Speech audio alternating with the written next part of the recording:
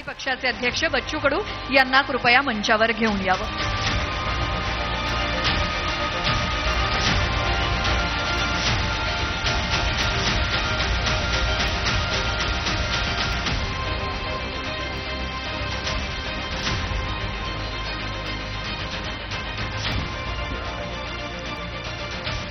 या सेशनमध्ये आपल्यासोबत राज्याचे उद्योग मंत्री श्री उदय सामंत, कृषी मूल्य आयोगाचे अध्यक्ष पाशा पटेल आणि प्रहार जनशक्ती पक्षाचे अध्यक्ष बच्चू कडू आहेत. आणि या सत्रासाठी पुढील सूत्र विशाल परदेशी यांच्याकडे.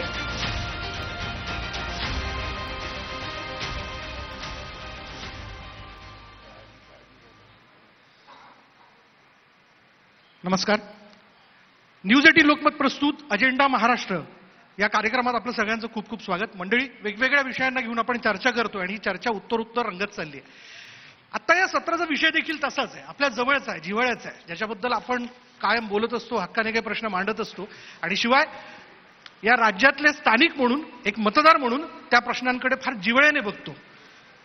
आजचा आपला विषय आहे ग्रामीण महाराष्ट्र समृद्धीच्या मार्गावर आहे का? हो, खरंच आहे का? निवडणुकीच्या तोंडावर आपण हा मुद्दा जो आहे तो इथं उपस्थित करतोय आणि ज्यावरती आपण चर्चा करणार आहोत. मान्यवर मंडळी, आज आपल्या चर्चेमध्ये आपल्यासोबत आहेत राज्याचे उद्योगमंत्री उदय सामंत आपल्यासोबत आहेत, कृषी मूल्य आयोगाचे अध्यक्ष पाशा पटेल आपल्यासोबत आहेत, ज्यांना शेतकरी चळवळीतला एक चळवळ्या चेहरा जो आहे ते म्हणून ओळखलं जातं. पाशाभाऊ खूप बोलतात, त्यांच्याकडे बोलण्यासारखं खूप आहे, उदाहरणं देखील खूप असतात, ते आता आपल्याला ऐकायला मिळतील मला असं वाटतं. आणि कायम ठाम भूमिका घेऊन आंदोलनाच्या भूमिकेतनं असू दे किंवा सरकारसोबत असू दे, बच्चू भाऊ तुम्ही आम्हाला दिसत असता. बच्चू भाऊ, आपले खूप खूप स्वागत. चला सुरुवात करूया. मी अर्थातच महाराष्ट्र म्हटल्यानंतर 2-3 अंगाने खरं तर महाराष्ट्राचा विचार करणं फार आवश्यक आहे. रोजगार आहे, शिक्षण आहे, आरोग्य आहे, दळणवळण आहे. या सगळ्या अंगाने ज्यावेळेस आपण विचार करतो तेव्हा आपल्याला सबंध महाराष्ट्र किती छान आहे, तो किती छान पद्धतीने घडतोय यावरती आपल्याला बोलता येऊ शकेल. सुरुवात मी उदय सामंत यांच्याकडनं करतोय. राज्यात गुंतवणूक येते, उद्योग येत आहेत, तुम्ही वारंवार याबद्दल माहिती देताय, पण इतर राज्यांच्या तुलनेत महाराष्ट्र राज्याची उद्योगाच्या अनुषंगाने वाटचाल कशी सुरू आहे? सर्वप्रथम आपण जो विषय घेऊन आम्हाला बोलवलंय त्याबद्दल मी मनापासून आपले आभार मानतो. कारण मी देखील ग्रामीण भागातच राहतो. म्हणजे माझा जर पत्ता आपण बघितला तर मुक्काम पोस्ट पाली, तालुका जिल्हा रत्नागिरी आहे. एवढा छोटा गाव माझा आहे. जरी राज्याचा मी उद्योगमंत्री असलो तरी ग्रामीण भागामध्ये नक्की काय लागतं आणि काय पाहिजे हे समजणारे आम्ही सगळे असल्यामुळं आम्ही सगळ्यांच्या वतीनं तुम्हाला धन्यवाद देतो. आणि गुंतवणुकीच्या बाबतीमध्ये मी प्रश्न विचारताना असं विचारलं की बाकीच्या राज्यांमध्ये गुंतवणूक जास्त होते. खरं तर मुद्दा हाच कळीचा आहे की ज्याला आपण फेक नरेटिव्ह म्हणतो, हे फेक नरेटिव्ह सेट करण्यामध्ये काही लोक यशस्वी होतात. काही सर्वे जे होतात हे पॉलिटिकल सर्वे होतात, काही सर्वे होतात ते स्वतः लोकांमधनं सर्वे होतात आणि काही सर्वे जे होतात ते रिझर्व्ह बँकेमार्फत होतात. आणि RBI मार्फत जे सर्वे होतात इंडस्ट्रियलिस्टचे, ते त्यांची परकीय गुंतवणूक किती आहे, त्यांची स्वतःची गुंतवणूक किती, आणि त्याच्यानंतर या देशातलं कुठचं राज्य हे प्रगतीपथावर आहे हे ते अनालिसिस करून आपल्याला सांगत असतात. बरं, मी सरकारची पाठ थोपटून घेत नाही, परंतु या 2 वर्षामध्ये आम्ही उद्योग क्षेत्रामध्ये मैत्रीसारखा कायदा आणला, उद्योजकांना रेड कार्पेट दिलं. म्हणजे ते काय फक्त 5,000 कोटीच्या उद्योजकाला दिलं नाही, 50 लाखापासून 5,000 कोटीपर्यंतचा जो उद्योजक आहे त्या प्रत्येकाला रेड कार्पेट असलं पाहिजे, प्रत्येकाला इन्सेंटिव्ह दिले गेले पाहिजे, सबसिडी दिली पाहिजेत, अशा पद्धतीचं धोरण आणलं. आणि RBIचा रिपोर्ट मी सांगतो की गेली 2 वर्ष महाराष्ट्र बाकीच्या राज्यांना मागे टाकून गुंतवणुकीमध्ये, परकीय गुंतवणुकीमध्ये 1 नंबरला आहे.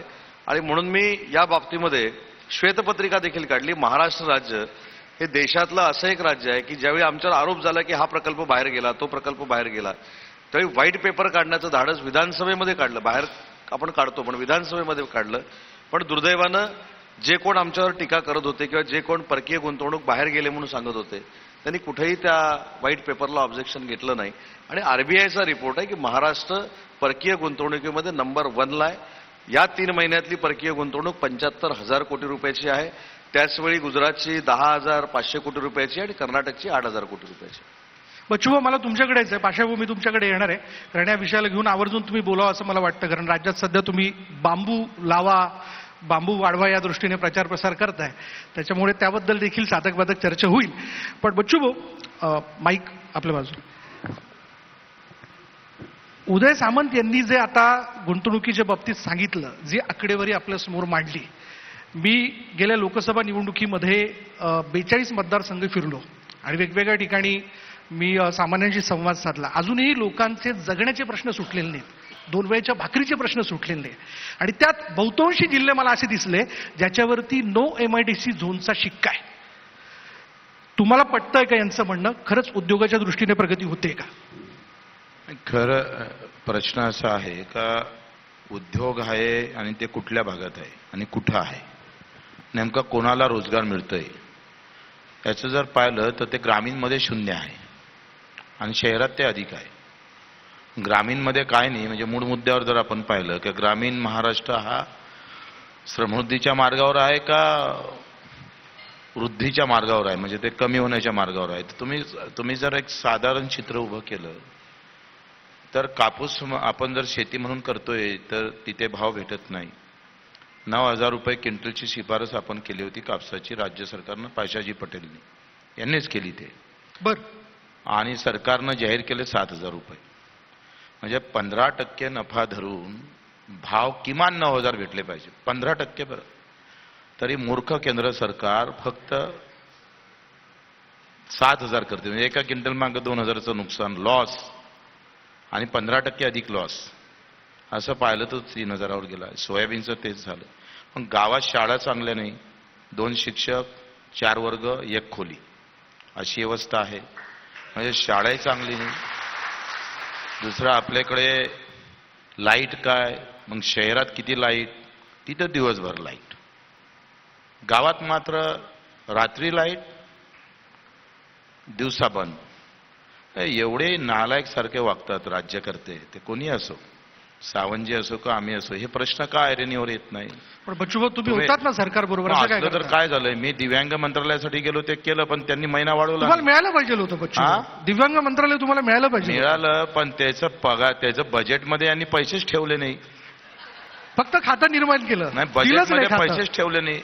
तुम्ही एक सांगा, 1400 कोटी रुपये दिव्यांगाचं बजेट आहे, दिव्यांगासाठी दिले, त्यातले 1200 कोटी कर्मचारीच गेले. माझं पूर्ण होऊ द्या ना. तुम्ही सांगा, इकडे लाईट नाही, शहराला 2.5 लाखाचं घर, गावात 1.25 लाखाचं घर, शहरात 100 पर परिवार 182 लिटर पाणी, 152 लिटर, आणि गावात मात्र 40 लिटर. हा जो आर्थिक विषमतावाद आहे, यांनी हे धर्मवाद समोर केला. भाजपानं हिंदू घ्यावा हाती आणि काँग्रेसनं मुसलमान पकडावे किंवा SC पकडावे. ह्या देशामध्ये धार्मिक वाद निर्माण केला आहे जाणीवपूर्वक. राज्यकर्त्यांना काही करायचंच नाही आहे, फक्त जाती धर्मामध्ये भांडण तयार करून आपली पोळी शेकायची आहे. खरी तर आर्थिक विषमता जे वाढत चालली, आमच्या आमदारावर 3.5 लाख महिन्याचे खर्च होतं, कलेक्टरवर 7.5 लाख रुपये खर्च होते. म्हणजे बजेटमध्ये आखरी शेतकरी, मजूर, ग्रामीण भागातल्या लोकांचा हिस्सा किती आहे, वाटा किती आहे? किती आहे बच्चू? 10, जास्तीत जास्त मला वाटत असेल का 10-15% वर जात नाही.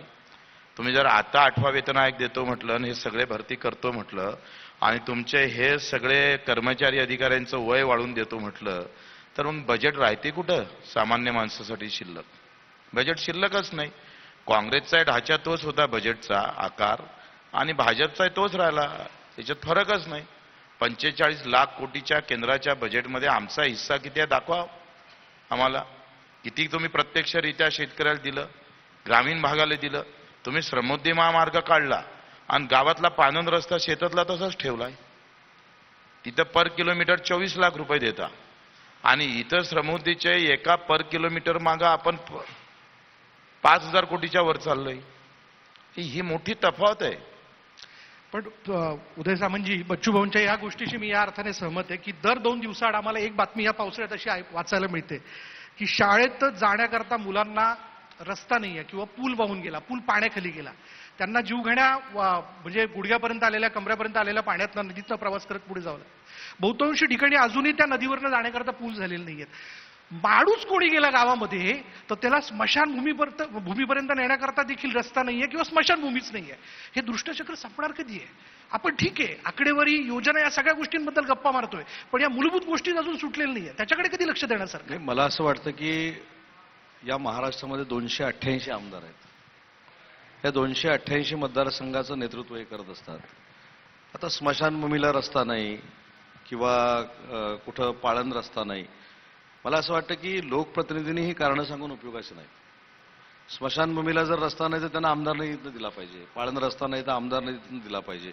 शेवटी आमदार निधीला मर्यादा आहेत, 5 कोटी रुपये आहेत, परंतु शेवटी सुखसोयी निर्माण करून देणं ही लोकप्रतिनिधी म्हणून आमची देखील जबाबदारी आहे. म्हणजे माझ्या मतदारसंघात काही फार मोठी क्रांती झाली असं मी म्हणणार नाही, पण प्रत्येकानं जर पुढाकार घेऊन शाळा चांगल्या केल्या. आज माझ्याकडे म्हणजे उद्या परवाच स्मार्ट सिटीचं एक भूमिपूजन आहे. स्मार्ट सिटी हा कॉन्सेप्ट काय आहे की माझ्या शहरामध्ये असलेल्या सगळ्या नगरपालिकेच्या ज्या शाळा आहेत ह्या इंग्रजी माध्यमांच्या शाळांपेक्षा अतिशय चांगल्या असल्या पाहिजेत हा कॉन्सेप्ट घेऊन आपण केलाय. होतं माझ्याकडचे पाळण रस्ते झालेले आहेत, माझ्याकडच्या स्मशानभूमीच्या शेड झालेल्या आहेत, माझ्याकडच्या झालेल्या आहेत. मला असं वाटतं की ठीक आहे सगळ्याच गोष्टी होणार नाहीत हे देखील मला माहिती आहे, परंतु शासन म्हणून आम्ही प्रामाणिकपणाने हे करण्याचा प्रयत्न करतोय. मग उद्योग क्षेत्रात असेल, रस्त्याच्या बाबतीमध्ये असेल. आता बच्चूभाऊ माझे अतिशय जवळचे सहकारी आहेत, परंतु बच्चूभाऊंकडे देखील शालेय शिक्षण खातं होतं. त्याच्यामुळं या सगळ्या गोष्टी ज्या आहेत त्या कॉमन आहेत. राज्याच्या बजेटमध्ये शिक्षणासाठी जी तरतूद व्हायला पाहिजे ते होत नाही. कसं आहे हे तर आम्ही केलं, माझ्या मतदारसंघात आम्ही पण केलं, तो विषय नाही आहे. विषय आपण आहे सार्वजनिक बोलतोय, संपूर्ण ग्रामीण महाराष्ट्राच्या संदर्भात बोलतोय. मला एक उत्तर द्या, 2.5 लाखाचं घरकुल शहराला देतात, 30 पंतप्रधान आवास योजना गावात जातं ते 1.25 लाख का देतं? याचं उत्तर आलं पाहिजे का नाही आलं पाहिजे? आम्ही हे प्रश्न विचारले लक्षवेधीच्या माध्यमातून. तुम्ही गावात उलट पाणी जास्त पाहिजे कारण गाई म्हशी असतं सगळे, शहरात त्याच्यापेक्षा जास्त गावात गरज आहे. मग एवढी तफावत कशी? 150 लिटर आणि इकडे 40 लिटर का? याचे उत्तर आले पाहिजे ना. अजूनही हा विषय जो आहे हा मूळ शाळेची बिल्डिंग कशी बांधली याच्यापेक्षा तिथे विद्यार्थ्याची संख्या आज जे जिल्हा परिषदची घटली याचे कारण दिले पाहिजे ना. आपण श्रीमंताची वेगळी शाळा झाली आणि गरिबाची वेगळी शाळा झाली. शाळेमध्ये शिक्षणामध्ये विषमता आली. तुम्ही आरोग्याच्या मध्ये जर जा क्षेत्रामध्ये तर आरोग्यामध्ये काय हाल आहे? तुम्ही जाता सार्वजनिक हॉस्पिटलला भरती व्हायला? कोण जातं? इथं बसणारा साकवा बरं. मतदार हा अशा ठिकाणी भरती होतं तर तिथं व्यवस्थाच नाही आहे. एका बेडवर 2-2 पेशंट बसले झोपले असतात. जा तुम्ही केएम हॉस्पिटलमध्ये, काय अवस्था आहे. तर राज्याचं जे ज्या हॉस्पिटलमध्ये जा. मग तुमचे पैसे आले ते इथे का उभे राहिले नाही? अजूनही 75व्या वर्षामध्ये हे तर हॉस्पिटल जे सारख्या ताकदीचे हॉस्पिटल जिल्ह्यावर यायला पाहिजे होते. आम्ही याच्यावर किती खर्च केला आहे? किमान आरोग्याची शिक्षणाची व्यवस्था जरी चांगली झाली असती तर लोकांना डोक्यावर उचललं असतं ना. तुम्हाला 5 लाख देता तुम्ही आम्हाला गरीब माणसाला, आणि अधिकारी बिमार पडला तर 1 कोटीपर्यंत, आमदार बिमार पडला तर 3 कोटी देतोय. मग गरीबालेच 5 लाखाची मर्यादा काय आहे? त्यानं 5 लाखाच्या वरती जर खर्च आला तर त्यानं मराव असं म्हणणं आहे का तुमचं? उदयजी नाही, एक महत्वाची गोष्ट अशी आहे की ह्या सगळ्या गोष्टी बोलायला फार सोप्या आहेत. मुद्दा असा राहतो की ज्यावेळी 13 कोटी जनतेला डोळ्यासमोर ठेवून 5 लाखाची इन्शुरन्सची योजना ज्यावेळी आपण आणतो तेव्हा आपल्या महाराष्ट्रामध्ये 13 कोटी जनता आहे, आपलं पॉप्युलेशन 13 कोटी आहे, हे देखील आपल्याला मान्य असलं पाहिजे. बाकीच्या राज्यांचा ज्यावेळी आपण उल्लेख करतो त्यावेळी त्यांचं पॉप्युलेशन किती आणि आपलं पॉप्युलेशन किती आहे ह्याच्यावर शेवटी हा खर्च होत असतो. मी वैयक्तिक त्यांच्याकडे मंत्रीपद होतं म्हणून बोलत नाही, शेवटी काही अडचणी असतात. आणि मगाशी बच्चूभाऊ असं म्हणाले की शहरातल्या घरांची किंमत जास्त का, ग्रामीण भागातल्या घरांची किंमत कमी का? तर शेवटी कन्स्ट्रक्शन कॉस्टचा देखील शहरामधल्या आणि ग्रामीण भागातल्या फरक असतो. पण त्यांच्या मताशी उदयजी तुम्ही सांगा, सिमेंट सारखं भेटते का नाही भेटत? उरट जिल्ह्यातलं तालुक्यातलं सिमेंट गावात न्यायला खर्च वाढला का नाही वाढला? शहरात असेल तर शहरात लगेच सिमेंट भेटतं. रेतीची व्यवस्था, जे काही साहित्य ग्रामीण भागात पाहिजे. माझं काय मत आहे का तुम्ही आम्ही म्हणून पक्ष म्हणून आपण बोलू नये, एक ग्रामीण का म्हणून आम्ही न्याय कसं देता येईल हे तर मान्य करावं लागेल का नाही? का सिमेंटचा खर्च, विटेचा खर्च किंवा रेतीचा खर्च ग्रामीण भागात जास्त आहे का शहरात जास्त आहे? तुम्ही एक सांगा.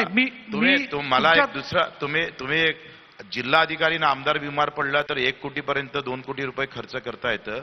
ग्रामीण मतदाराला 5 लाख का? त्याचंही जीवन आहे ना.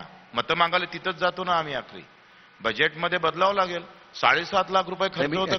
याच्यावरच बोलत होतो की शेवटी आपल्या 13 कोटी जनतेला न्याय 1.5 लाखापर्यंत मिळत होता. तो आता 5 लाख झाला. 5 लाखाचा आपण 10 लाख पण करू. मी पण ग्रामीण भागातच लहानाचा मोठा झालो. मी काय डायरेक्ट उद्योगमंत्री म्हणून मुंबई शहरामध्ये येऊन बसलो नाही. मला फक्त सांगण्याचा माझा हेतू हाच आहे की सरकार म्हणून काम करत असताना ज्या गोष्टी आपण करत असतो त्या शेवटी जसं बच्चूभाऊंनी सांगितलं की बजेट जे आहे ते बजेट डिस्ट्रीब्युशन केलं पाहिजे. बजेटचा शालेय शिक्षणाला बजेट दिलं पाहिजे, दिव्यांगला बजेट दिलं पाहिजे. आता एक साधी गोष्ट आहे, काही गोष्टींना बजेट देखील लागत नाही. त्याचा अनुभव देखील बच्चूभाऊंना आलेला आहे की माझ्याकडे मुख्यमंत्री रोजगार निर्मिती योजना नावाची एक योजना आहे. बच्चूभाऊंनी मला एक जाणीव करून दिली, जे क्रेडिट त्यांचं आहे, जे आहे ते आहे, की त्यांनी मला असं सांगितलं की तुम्ही मुख्यमंत्री रोजगार निर्मिती योजनेतनं प्रत्येकाला पैसे देता, फक्त दिव्यांगाला पैसे देत नाही. आम्ही 15 दिवसांमध्ये त्याच्यामध्ये इन्क्लूड केलं. त्याच्यामुळे सरकारनं प्रत्येकाला न्याय दिला पाहिजे याच्याबद्दल दुमत असण्याचं काही निधी कारण नाही. मिळाला